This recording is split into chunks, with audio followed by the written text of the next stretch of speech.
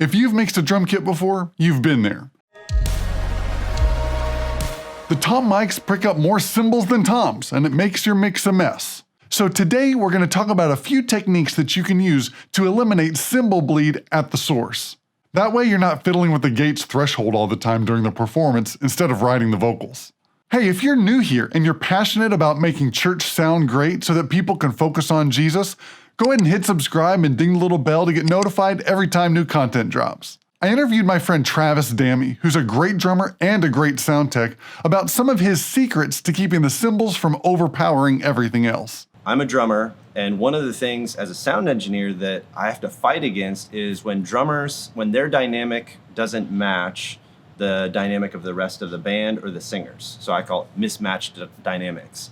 What I do to help with that is I have myself loud enough that if I'm playing too loud, I can't hear the singers. In my mind, for worship, the singing vocal is the most important thing for people to hear because that's what helps the congregation sing along.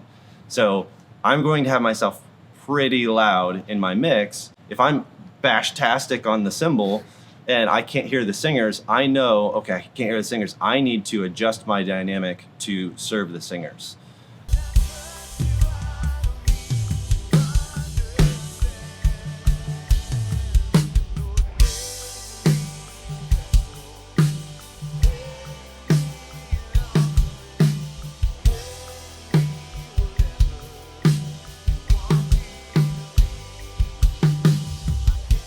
So my recommendation for newer drummers is make yourself really loud and make your cymbals pretty loud in your mix. Because as a sound engineer, usually the first thing the sound engineer gets rid of is the hi-hat. Nobody wants more hi-hat in their mix. And then, I'm so guilty of that. I make tutorials and people are like, what about the hi-hat channel? And I'm like, what hi-hat channel? I don't need a hi-hat when the drummers are bashing away at it like they're angry with it.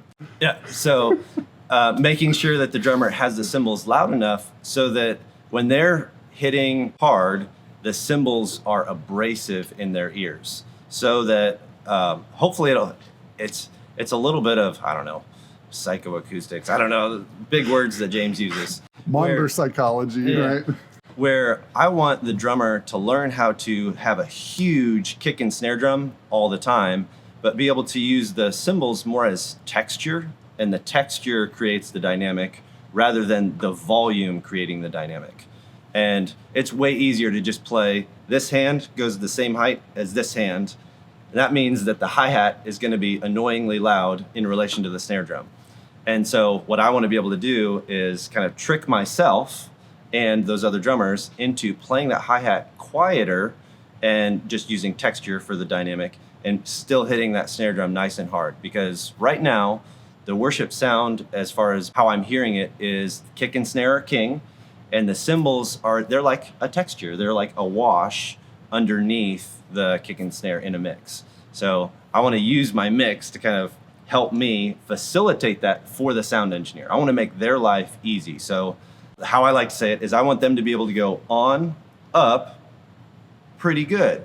So they don't have to Band-Aid me or like help me with some like crazy surgery on the drums, and they can simply kind of craft the edges of it, and they can be a little bit more artistic with the drums rather than kind of doing surgery. Yes. I like to avoid drum surgery whenever possible. One of the reasons why I brought Travis on, because whenever I'm mixing and Travis is playing drums, I push up the mics. I do my normal EQ stuff because that's my habit and that's kind of the sound that you have to go for. But it just sounds good right out of the gate. I'm not having to do a ton of compression or parallel this and that. I'm not having to do surgery on the EQ. It doesn't look like it's a chop fest with, tons of frequencies cut and other ones boosted. It all just sounds pretty good straight at the mic. So that's a huge thing. If you're a drummer and you're watching this, make it easy on your sound tech. That's pretty much what the theme of this video is. We'll get back to the rest of the interview in just a second, but I want to let you know about another video I made about mixing your own personal monitors through this video up here. And if you're still with me so far, go ahead and type monitors down in the comments below. All right, interruption's over. Now back to the interview. You brought up a good point, and I want to talk about a little bit more about the dialing back on the cymbals, not just for the overall balance, but what are some other techniques that you use to reduce bleed? Because one thing that I hate having to do is gate toms, and I might do it a little bit, but if there's a ton of shh in the tom mic and you gate it, and then they hit the tom and that opens up, then you get the shh with the boom. And I hate that. Or you just make the tom so dull that it doesn't have any attack anymore, and then you're just sunk at that point. So how do we get away from that problem so that we're not trying to solve the problem with gates? We're not trying to, put contact triggers on the drums to open up our gates. Aside from easing up on the cymbals and making your monitor mix help you balance yourself better, what other things are you doing to reduce drum bleed?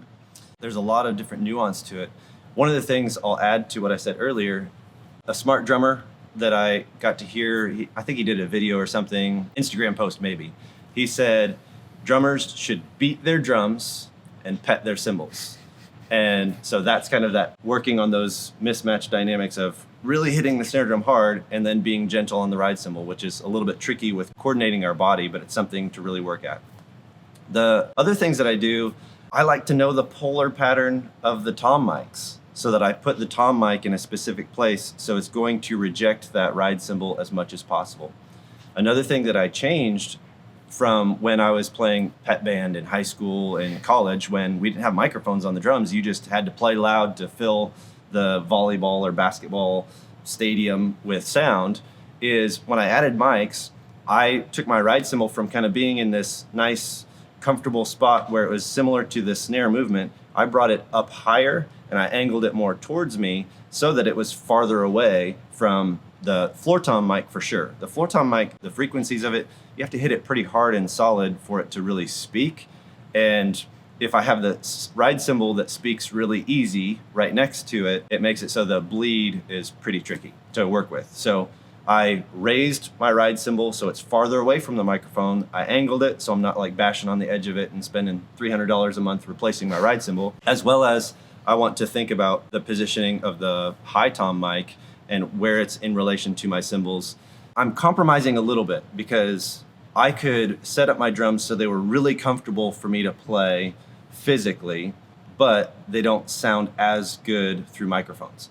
And I want to balance that so that what I'm doing, what I'm speaking on the drums, is communicated clearly and easily to the end listener, whoever that would be. You can think of it as an audience, the congregation, the other people on stage with me. I want it to be pleasant for them to listen to so they're not like, don't like what I'm hearing. I want them to love what they're hearing. I'm compromising my setup a little bit to facilitate mic'd drums. And one thing Travis mentioned about polar patterns on the microphone, there's basically two types of polar patterns that you'll get on tom mics, and that's cardioid, which basically means point the back of it at what you don't want to pick up.